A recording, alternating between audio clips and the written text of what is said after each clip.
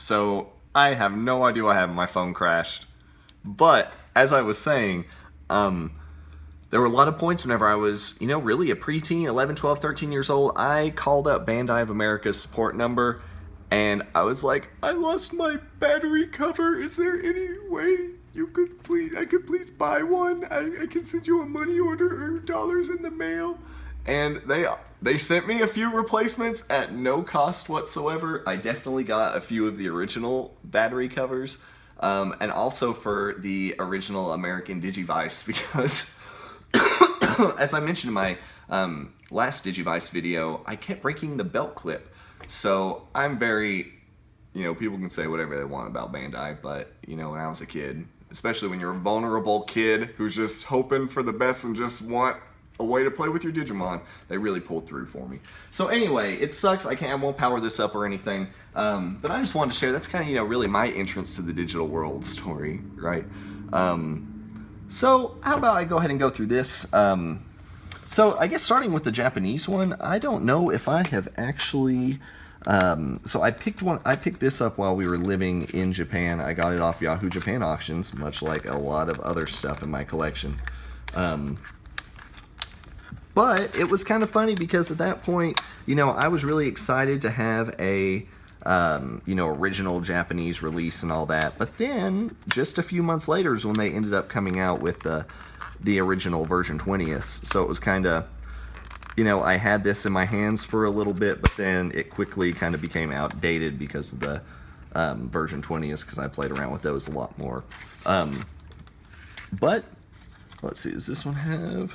So it's got the original manual. Look at that Tyrannomon. Right? Look at him, he's pretty hot. I saw some posts recently, maybe it was on With the Will or something. I really love a lot of the old style art. I mean, look at that. Look at that Tyrannomon. Digimon. Pretty cool. Of course it folds out when we look at that Botomon. So I feel like it's obviously, this is very nostalgic in a sense, especially if you've grown up with the series. So look, that's a pretty extensive manual. I know, watch me never be able to put it back together. So that's pretty cool. It's literally just tucked in here. And let's check out the actual device itself. Man, it's so weird holding one of these after having one of the version 20s, and look how it's pretty faded there on the back. I'm pretty sure I had left the batteries out. I was prepared today. I decided to bring my screwdriver and some extra LR44 batteries. If you collect any type of Digimon, you gotta have a lot of little cell batteries. And it's pretty convenient, most of the stuff is either, the old school stuff are these LR44s, and then a bunch of the other new stuff are 2032s, or, it's pretty easy to kind of keep in stock. Ooh, listen to that. That's cool.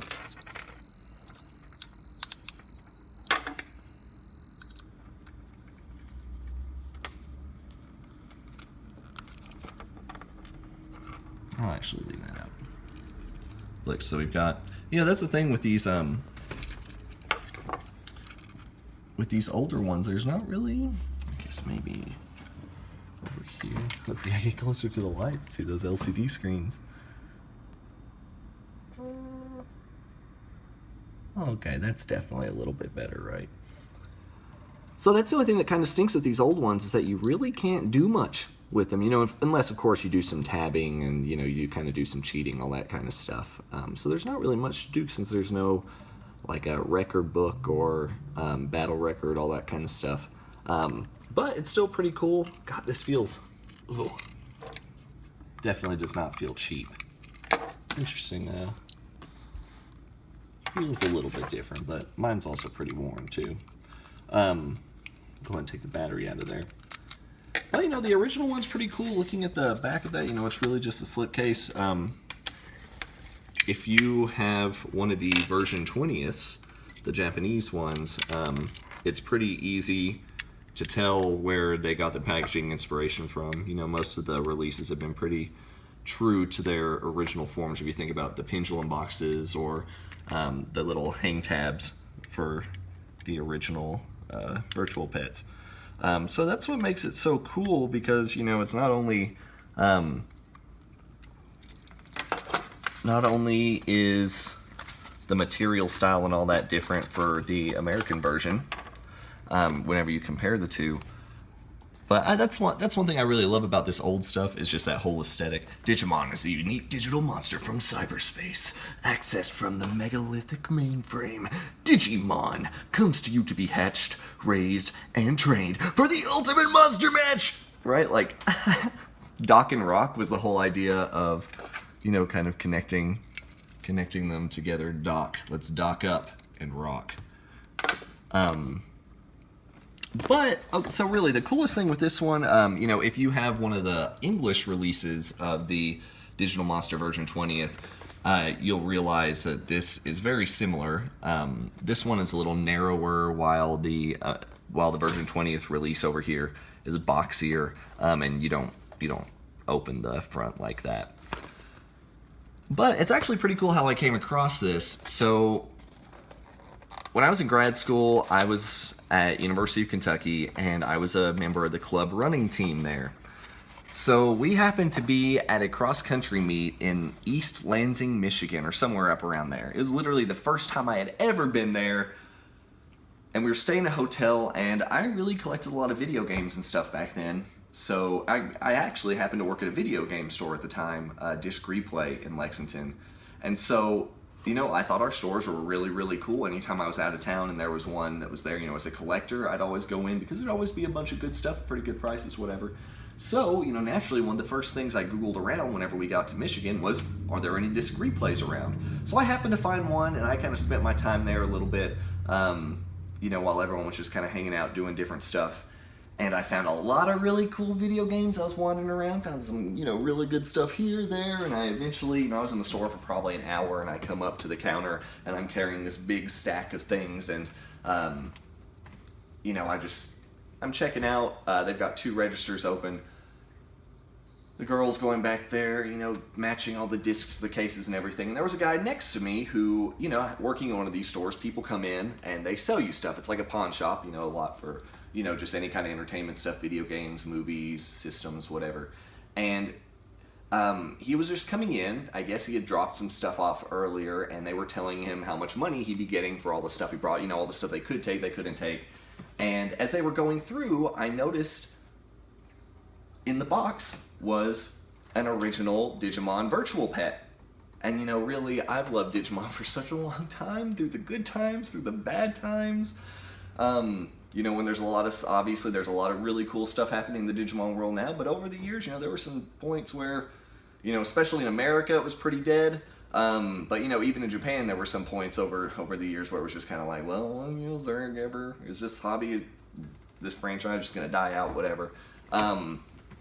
So, you know, I was not used to seeing Digimon stuff at all. Honestly, no, working at a lot of different stores, I never saw the virtual pets. You know, even in comparison, you see a lot of Tamagotchis, all that kind of stuff. But it was crazy. So that guy, literally, he was standing there, and they were telling him that he wouldn't get anything if he ended up selling, them this Digimon. Like, they just told me, you know, we just don't take anything like this. So I was just kind of freaking out, because I was literally like, whoa, there's this one time I happened to be in the store, they're denying, like, a in-box original Digimon toy, and, you know, me standing there as a complete, total Digimon nerd, and I'm just like, what? How lucky is this? How is this happening? So I was starting to get super impatient, you know, actually more anxious than anything else, because that guy, you know, he was wrapping up, and I was like, I have to catch him. I have to catch him before he leaves. I have to talk to him outside. And so I was just there waiting for my girl to finish up my transaction and everything. I went out, and I talked to him for a second, and I offered him like $10 for it, since I knew he wasn't going to get anything, and he sold it to me. And so, you know, I got all these really cool games. I was like, whoa, I got a Digimon literally at this one store I just happened to be at. Whoa, that's crazy. And when I was talking to the guy, he mentioned that he worked for like a local Fox affiliate television station, and that just over the years, they accumulated lots of stuff, and they were just kind of cleaning out, passing stuff around, just trying to do something with it. And he mentioned that this was an old contest prize, which would make sense, especially thinking about whenever these first came out. So I felt like that was very much a fateful connection. I was like, whoa. Even though it's not my childhood one, it was like, okay, that was really cool how that happened. I felt like it was destined to be. So anyway, I'll try to shut up, and we'll just go through this really, really quickly. But, so the American one, it's pretty cool. This is the first time I think I've opened this one up. Man, look at this. Look how different that instruction manual is. I mean, it flips out the same way. Look, all that art is totally gone. Which, I mean, it doesn't matter, like, too much. It's not horrible. Oh, and look, you get the cool evolution chart. Look at all those.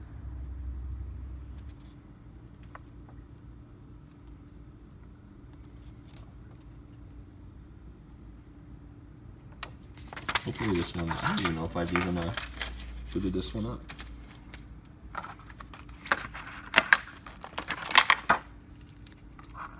Oh, whoa, it's still got batteries in it. Whoa, I think those are probably the original ones. Yeah.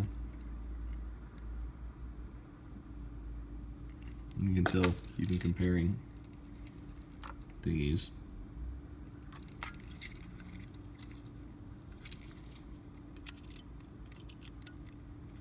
Sometimes you would get them to spark the other one. Anyway, this is pretty cool. That's cool that it had the battery in it, but I'm glad it had the tab in too. I should probably... Ooh, that's not good, is it? Is that corrosion? Uh-oh. Uh-oh, guys. Maybe it's a good thing I opened this little sucker up. Uh-oh, we might be in trouble. Oh my god, I freaked out. Okay, there was literally nothing. Oh my lord, I was so scared. I was like, there's gonna be some corroded, messed up stuff in here. But actually, no, I don't know if these are the original batteries or... I'm not sure which ones the originals came with. That's a little... Yeah, I'll probably keep that one out. It's getting a little gross. Actually, I'll probably keep those batteries out. Anyway, so it's cool. I feel like getting to sit here, especially on Odaiba Day of all days.